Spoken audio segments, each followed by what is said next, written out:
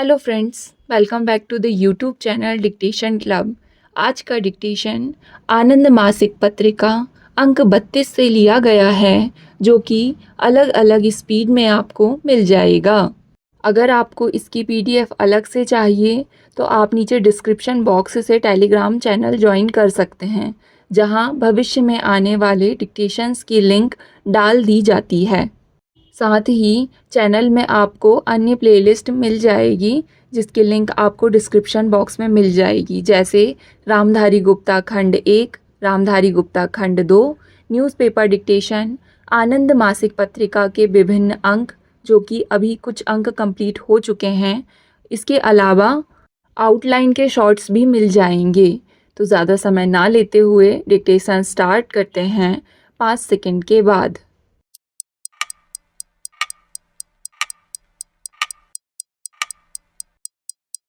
सभापति महोदय, अध्यक्ष महोदय और मित्रों, आपने अध्यक्ष महोदय से मेरी भरपूर प्रशंसा सुनी है। उन्होंने जो कुछ कहा है वह उनका कृपा भाव है, लेकिन इसमें मैं कुछ भटक सा गया हूँ, क्योंकि मैंने आशा की थी कि हम यहाँ केवल एक दूसरे की प्रशंसा करने के लिए नहीं मिले हैं, बल्कि यह विचार करने के लिए कि देश के सम्मुख समस्याओं का कैसे सामना किया जाए।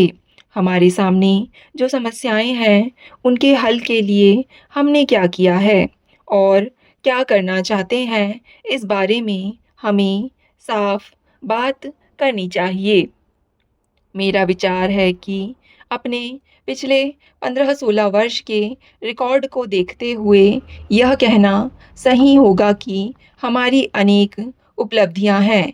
एशिया में अपने पड़ोसी देशों से तुलना करते हुए अपनी सफलताओं के कारण हम सबसे अलग हैं। दूसरे देशों में अनेक परिवर्तन, राज्य विप्लव, फौजी तानाशाही और इसी प्रकार की घटनाएं हुई हैं, लेकिन कभी-कभी एक दूसरे पर चिल्लाने के बावजूद भी हम शांतिपूर्वक और संविधान के अनुसार आगे बढ़ते जा रहे हैं।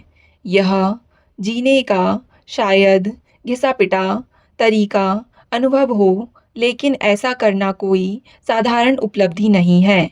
जो भी हो, जब कोई बाहरी व्यक्ति भारत और आसपास के देशों को देखता है तो केवल इसी तथ्य से प्रभावित होता है।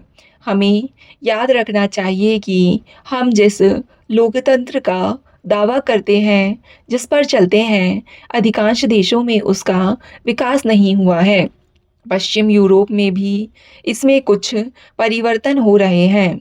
हमने जिस लोकतंत्र की स्थापना की थी, वह अधिकतर ब्रिटिश और अंशतः अमेरिकी ढंग से लिया गया था।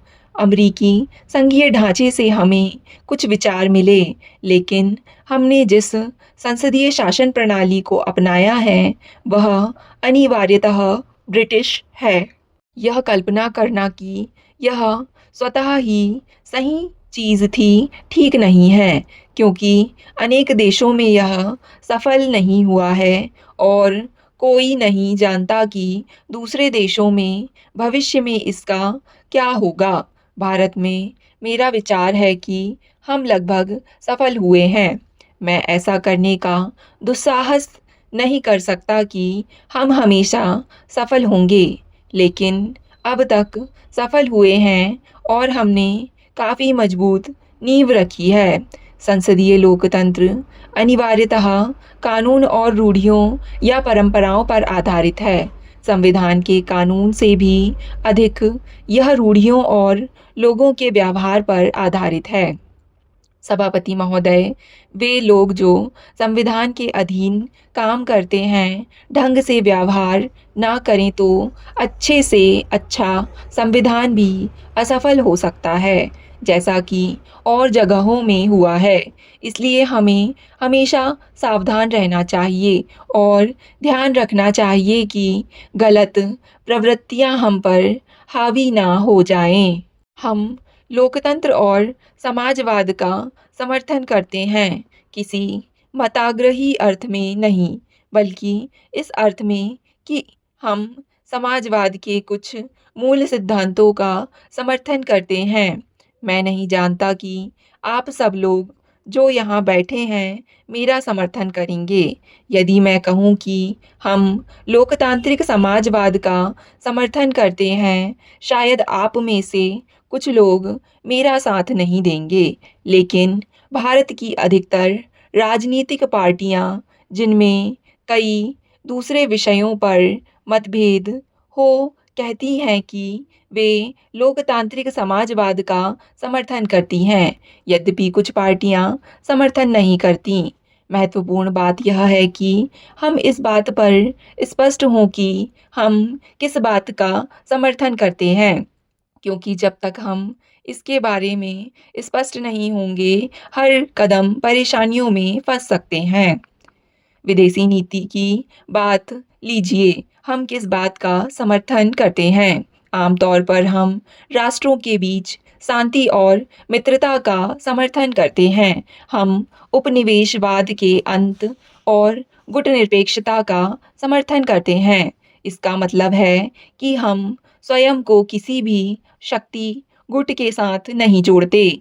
स्वयं को किसी फौजी गुट के साथ जोड़ने से हमें कुछ लाभ हो सकता है, लेकिन हमें बहुत सी हानि भी होती है और शांति के लिए काम करने की हमारी क्षमता उससे बहुत प्रभावित होगी।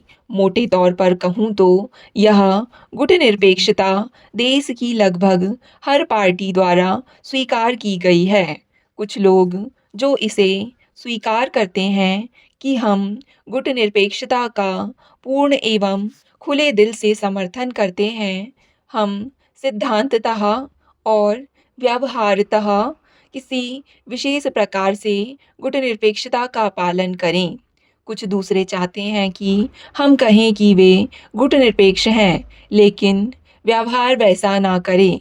इसके अतिरिक्त कुछ ऐसी घटनाएं घटती हैं जो हम पर बहुत दबाव डालती हैं और हमें विलक्षण ढंग से कुछ ना कुछ करने पर मजबूर करती हैं। यह सब समस्याएं हाल ही में उठी हैं। जैसा कि आप सब जानते हैं, हम असाधारण रूप से क्रांतिकारी मौलिक अर्थ में अत्यधिक संघर्षमय क्रांतिकारी युग में रहते हैं।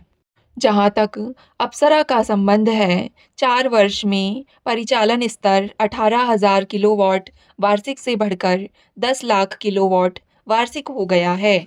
यह भी उल्लेखनीय है कि कनाडा भारत रिएक्टर 10 जुलाई को सक्रिय हो गया।